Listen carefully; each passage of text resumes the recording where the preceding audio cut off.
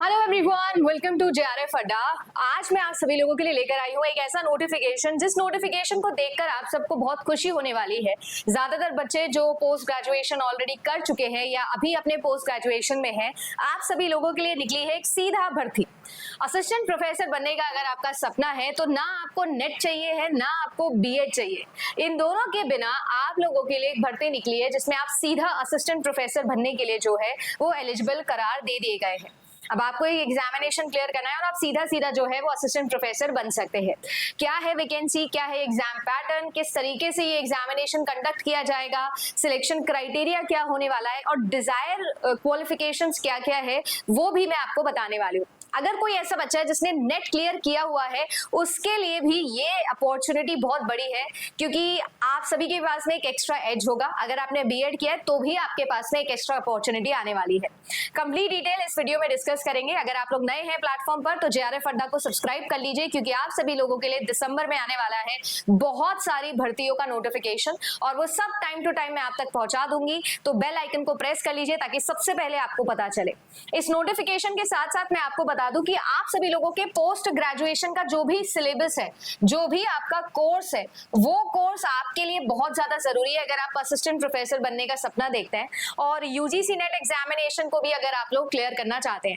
तो आप सभी लोगों के लिए जून 2026 और दिसंबर 2026 दोनों एग्जामिनेशन के लिए लाइव बैचेस जेआरएफ अड्डा पर आएंगे। बट ये दोनों के दोनों बैचेस आपको एक ही सब्सक्रिप्शन पर मिल जाएगा। यानी अगर आप अभी जेआरएफ अड्डा पर पेड प्रीमियम बैच लेते हैं तो आपको 1 साल की वैलिडिटी मिलेगी, यानी कि 2 बैचेस का फायदा। इसके अलावा जेआरएफ अड्डा पर जो भी फ्री ऑफ कॉस्ट अवेलेबल होंगी आपके लिए क्लासेस, वो भी आपको एडिशनल मिलने वाली है। यानी अब मैं जो भी लॉन्च करूंगी वो सब आपको मिलेगा फ्री अगर आप ये गोल्ड प्रीमियम लेते हैं। तो हैंड रिटन नोट्स भी मिलेंगे आपके सब्जेक्ट के, ताकि आप लोगों को रिविजन करने में भी हेल्प हो। आप सभी लोगों के लिए एक खास ऑफर है और इसी खास ऑफर का इस्तेमाल करना है आपको। CBSE central board of secondary education जो है, उन्होंने ये नोटिफिकेशन रिलीज किया है। 2 दिसंबर को ये नोटिफिकेशन आप लोगों के लिए रिलीज हुआ था। बहुत सारे बच्चे जो है वो इसमें ये कंफ्यूजन बता रहे हैं कि मैम कौन से सब्जेक्ट का एपी निकला है या कैसे हमको एग्जामिनेशन फॉर्म फिल करना है, क्या क्या इसके अंदर पूछा जाएगा। तो मैं इसीलिए इसका डिटेल नोटिफिकेशन आपके लिए लेकर आई हूँ। सबसे पहले तो आप लोग देख सकते हो, असिस्टेंट सेक्रेटरी हो गया, डायरेक्टर हो गया, ठीक है ना। इसके अलावा भी और अकाउंट ऑफिसर हो गए, सुपरिटेंडेंट हो गया, जूनियर ट्रांसलेशन हो गया ऑफिसर, जूनियर अकाउंटेंट हो गया। ऐसी और भी बहुत सारी वैकेंसीज आपके लिए निकली है। बट हमारे लिए जो सबसे ज्यादा काम की वैकेंसी है वो है असिस्टेंट प्रोफेसर वैकेंसी। यहाँ पर भी आप लोग देख सकते हो, एक कॉलम में आपको दिख जाएंगे असिस्टेंट प्रोफेसर की जो पे मैट्रिक्स, पे लेवल आप लोगों का 10 है। ये आप लोगों का जो है वो सैलरी रहने वाला है, बहुत ही अच्छा। अगर मैं बात करूं तो आप सभी लोगों के लिए जो है वो 30 और 30 यानी लगभग आप लोगों के लिए 90 वैकेंसी जो है वो यहाँ पर निकली हुई, मैक्सिमम एज जो है वो आपको बताई हुई है कि आपका जो मैक्सिमम एज है वो इतना होना चाहिए है। अब अगर मैं बात करूं आपसे तो यहाँ पर आप लोगों के लिए पोस्टिंग जो है वो कहीं भी हो सकती है, किसी भी सीबीएसई के ऑफिस के अंदर आपकी पोस्टिंग हो सकती है। अब अगर बात की जाए कितनी नंबर ऑफ पोस्ट है जो आपको यहाँ पर मिलने वाली है या कैसे आपको काम करना है, तो आप देख सकते हैं कि पीडब्ल्यू कैटेगरी के लिए अलग से मार्क किया हुआ है और बाकी सभी के लिए भी जो है वो इसी नोटिफिकेशन के अंदर आपको बताया हुआ है कि कितनी कितनी वैकेंसी दी जाएगी। अब अगर इंपॉर्टेंट डेट्स की मैं बात करूं तो इंपॉर्टेंट डेट्स के अंदर आप 22 तारीख तक इस एग्जामिनेशन का ऑनलाइन एप्लीकेशन कर सकते हैं। जैसे कि आप लोग देख पाओगे, ये स्क्रीन पर आपको दिख रहा है। आप 22 तारीख तक जो है वो इसका एप्लीकेशन कर सकते हो। ऑनलाइन एप्लीकेशन जो है वो आपको 22 के रात को 11:59 से पहले पहले कर देना है। फी सबमिट करने के लिए जो है वो भी आपका लास्ट डेट 22 है। यूजुअली एक दिन एक्स्ट्रा दिया जाता है पर इसमें नहीं दिया गया है। अगर बात किया जाए तो रिजर्वेशन पॉलिसी बिल्कुल जैसी सेंट्रल रिजर्वेशन पॉलिसी होती है वैसी ही चलेगी। एक्स सर्विसमैन को यहाँ पर एडिशनल रिजर्वेशन दिया गया है, वो सब यहाँ पर लिखा है। इसके अलावा अगर मैं बात करूं तो यहाँ पर एज रिलैक्सेशन जो है वो आपके लिए जरूरी है। अगर आप रिजर्व कैंडिडेट हो तो आप सभी लोगों को मैं बता दूं कि अगर एसटी से आप बिलोंग करते हो तो 5 साल का रिलैक्सेशन है, मतलब आप 35 साल तक एग्जामिनेशन दे सकते हो। अगर आप ओबीसी हो तो भी आप लोगों को 3 साल का यानी 33 तक आप फॉर्म फिल कर सकते हो। इसके अलावा अगर आप जो है वो PWD हो, मतलब ब्लाइंड कैंडिडेट हो, विमेन को भी इंक्लूड करके, तो 10 साल का जो है वो आप लोगों को रिलैक्सेशन है, यानी 40 साल तक की उम्र में आप एग्जामिनेशन दे सकते हो। अगर आप एक विमेन कैंडिडेट हो तो आपके लिए एडिशनल बेनिफिट है, कोई भी जनरल मेल जो है वो 30 साल से ज्यादा उम्र का नहीं होना चाहिए, बट अगर आप विमेन जनरल हो तो आपको 40 साल तक का एग्जामिनेशन एग्जेम्पशन है, आप 40 साल तक इस फॉर्म को फिल कर सकते हो, ठीक है ना। इसके अलावा अगर आप लोग ST SC हो और ब्लाइंड भी हो तो आपको 15 साल का रिलैक्सेशन यहाँ पर मिलने वाला है। इस तरीके से काफी रिलैक्सेशन यहाँ पर हो जाते हैं। अब यहाँ पर हम बात करते हैं असिस्टेंट प्रोफेसर जो है वो कौन से सब्जेक्ट के लिए मांगा गया है और आपको यहाँ पर मिनिमम क्वालिफिकेशंस क्या क्या रिक्वायर्ड है। तो आप देख सकते हो assistant professor and assistant director academics training या स्किल एजुकेशन के अंदर यहाँ पर आपकी वैकेंसी निकली है। सबसे इंपॉर्टेंट चीज बोला है एसेंशियल क्वालिफिकेशन, जिसमें आपको पोस्ट ग्रेजुएट डिग्री मांगी गई है। अब बहुत सारे बच्चों का मैंने देखा और भी लोगों ने वीडियो बनाया, तो बहुत सारे बच्चे कमेंट सेक्शन में पूछ रहे हैं मैम कौन से सब्जेक्ट के लिए ये वैकेंसी निकली है। तो देखो मैं आप लोगों को बता देती हूँ कि ये किसी सब्जेक्ट के लिए नहीं है, ठीक है ना। अकेडमिक सेल में आपकी पोस्टिंग होगी और यहाँ पर आप किसी भी डिसिप्लिन से हो, आपने किसी भी सब्जेक्ट से पोस्ट ग्रेजुएशन किया है और आपकी 55% मिनिमम आ रखी है, तो आप सभी लोगों को जो है ये फॉर्म फिल करने के लिए एलिजिबल माना गया है। यहाँ पर अगर हम लोग बात करें तो आप सभी लोगों को जो है वो और ज्यादा रिजर्वेशन मिले हैं रिस्पेक्टिव कैटेगरीज के अकॉर्डिंग। ST SC जो भी मिलता है ना वो आपको मिला हुआ है। अब ये तो हो गई एसेंशियल क्वालिफिकेशन, तो यानी कि जो नेट नहीं है वो भी भर सकता है, जो बीएड नहीं है वो भी भर सकता है। बट अगर मैम मेरा नेट है, अगर मेरा बीएड है, तो क्या मुझे कुछ एडिशनल बेनिफिट मिलेगा? बिल्कुल मिलेगा इंटरव्यू के अंदर, क्योंकि डिजायरेबल जो है उस क्वालिफिकेशन में इन्होंने बीएड एमएड बोला है कि आपके पास है तो बहुत बढ़िया बात है। नेट JRF आपके पास है या स्टेट का सेट एग्जामिनेशन आपने क्लियर किया है ना, ये सारी आपके पास अगर है, या डॉक्टरेट डिग्री है, PhD आपके पास में है, तो आपको एडिशनल फायदा मिलने वाला है। एग्जामिनेशन पैटर्न जो है उसमें देखो टियर 3 आपको दिया हुआ है इंटरव्यू, और जब आप टियर 3 पे जाओगे, जब आप इंटरव्यू में बैठोगे, तो आप लोगों को डिजायरेबल क्वालिफिकेशन की वजह से मिलता है एडिशनल बेनिफिट। जब मेरा SBI SO का सिलेक्शन हुआ था, जब मैं डेटाबेस एडमिनिस्ट्रेटर बनी थी SBI के अंदर, स्टेट बैंक ऑफ इंडिया के अंदर, तो वहां पर एसेंशियल क्वालिफिकेशन में कुछ भी एडिशनल नहीं मांगा था। बट अगर डिजायरेबल क्वालिफिकेशन में जो मेरे पास सर्टिफिकेट्स थे, जो मेरे पास एडिशनल क्वालिफिकेशंस थी, उन वजह से मैं इंडिया के 25 में से भी उन टॉप 3 टॉप 4 कैंडिडेट में आ पाई जो डेटाबेस एडमिनिस्ट्रेटर बने। तो आपको मैं ये बता सकती हूँ अपने पर्सनल एक्सपीरियंस से कि इंटरव्यू राउंड में आपको बहुत बेनिफिट मिलने वाला है। पहला टियर होगा जो MCQ लेवल का होगा, जो कि स्क्रीनिंग एग्जामिनेशन है। उसके बाद टियर 2 होगा जो कि आपका OMR टाइप होगा, एक ऑब्जेक्टिव और एक डिस्क्रिप्टिव टाइप होगा, जो कि रिटन एग्जाम होगा। कुछ दिनों पहले मैंने आपके लिए वीडियो बनाया था किस तरीके से HPSC के अंदर रिटन एग्जामिनेशन को लेकर हंगामा हुआ था और कैसे 2000 में से मात्र 151 बच्चे ही उस रिटन एग्जाम को पास कर पाए थे। तो जो रिटन एग्जामिनेशन होता है वो एक्चुअल टेस्ट होता है आपकी नॉलेज लेवल का।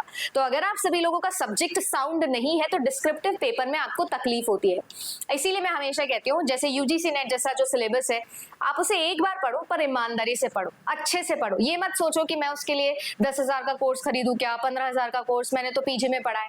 ये जो सारी चीजें हैं ना, ये बहुत ही दकियानुसी थॉट प्रोसेस है। आपको ये समझना चाहिए कि आप अभी ये इन्वेस्ट कर रहे हो, और इसीलिए मैं बार बार आपको ये समझाती हूँ, एक बार करो, बिना डिस्ट्रैक्शन का करो, अच्छे से तैयारी करो जहां से भी आप कर रहे हो, और इस वजह से आपका डिस्क्रिप्टिव पेपर भी बहुत इंप्रूव हो जाएगा। इसके अलावा देखो अकाउंट्स ऑफिसर है, जिसका मुझे लगता नहीं है कि कोई रिक्वायरमेंट है, बट अगर आप सभी लोग जो है कॉमर्स से बिलोंग करते हो तो आप लोग जो है वो ये फॉर्म भर सकते हो। अकाउंट्स ऑफिसर वाले इकोनॉमिक्स के लिए, कॉमर्स के लिए, अकाउंट्स के लिए, फाइनेंस बिजनेस स्टडीज है ना, या कॉस्ट अकाउंटिंग, अगर ये सारे सब्जेक्ट्स में बैचलर्स है तो भर सकते हो। पोस्ट ग्रेजुएट हो तो भी आप भर सकते हो, या फिर MBA हो फाइनेंस में, CA में, ICWA में, तो भी आप ये भर सकते हो फॉर्म। अकाउंट ऑफिसर का फॉर्म है ना, ये भी भरना चाहिए आपको। सारे फॉर्म फिल करने चाहिए, अच्छी बात होती है, कोई बुरी बात नहीं होती है इसके अंदर, ठीक है। बाकी तो मैं नहीं बोलूंगी आपको, बट ये 2 अच्छे एग्जाम है।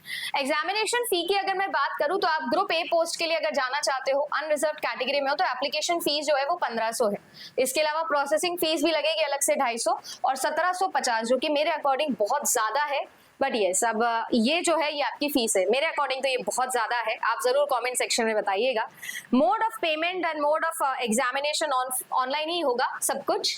एग्जामिनेशन का स्कीम मैं आपको बता देती हूँ कि क्या क्या यहाँ पर पूछा जाएगा। हम असिस्टेंट प्रोफेसर की बात करते हैं, तो असिस्टेंट प्रोफेसर के लिए आपके पास करंट अफेयर एंड जीके आएगा पार्ट 1 में, जो कि आपका स्क्रीनिंग टेस्ट है उसमें बता रहे हो। 20 क्वेश्चंस आएंगे टोटल 60 नंबर के, एक क्वेश्चन 3 नंबर का होगा। इसके अलावा आपके पास में मेंटल एबिलिटी यानी कि रीजनिंग आएगी, लॉजिकल रीजनिंग आएगी, वो भी 20 क्वेश्चन 60 नंबर के।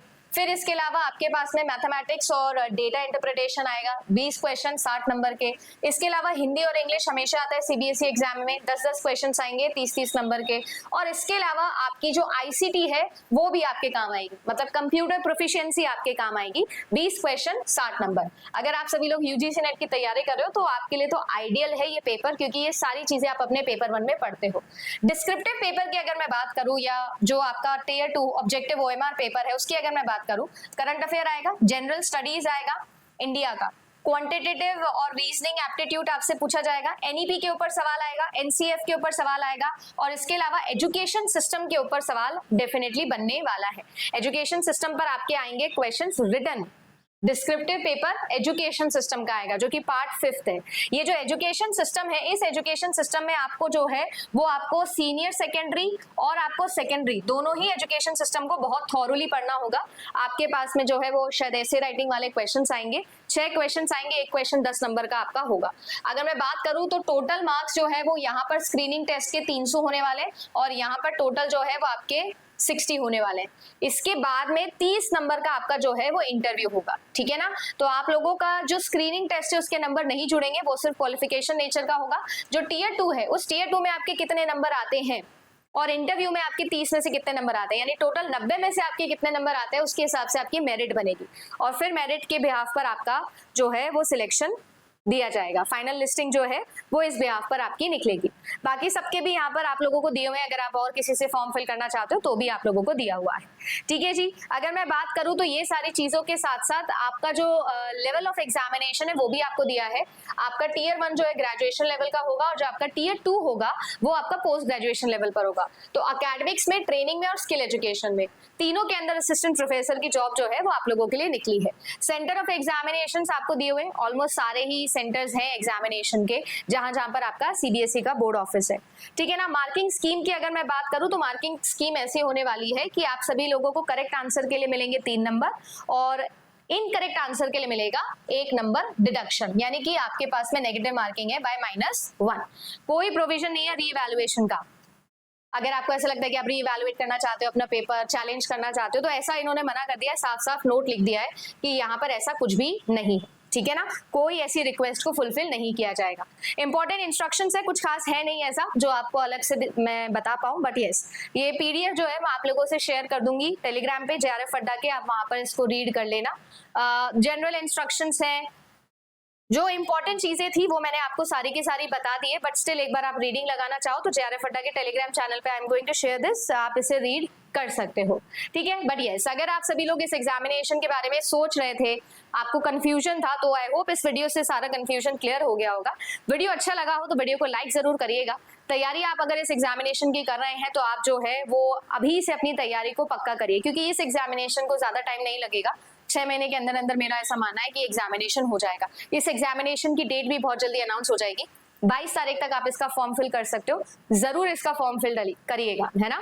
और अगर आप यूजीसी नेट एग्जामिनेशन की तैयारी कर रहे हैं तो यूट्यूब पे भी JRF अड्डा की क्लासेस रेगुलर आती है, सुबह 11 बजे मेरी पेपर 1 की, और आपके लिए पेपर 2 रिस्पेक्टिव की भी क्लासेस चैनल पर अलग अलग समय पे चलती रहती है। तो नए हैं तो जरूर सब्सक्राइब कर लीजिएगा। मैं मिलूंगी आप सभी लोगों से हमारे अगले ऐसे ही इंपॉर्टेंट नोटिफिकेशन वीडियो के अंदर। धन्यवाद।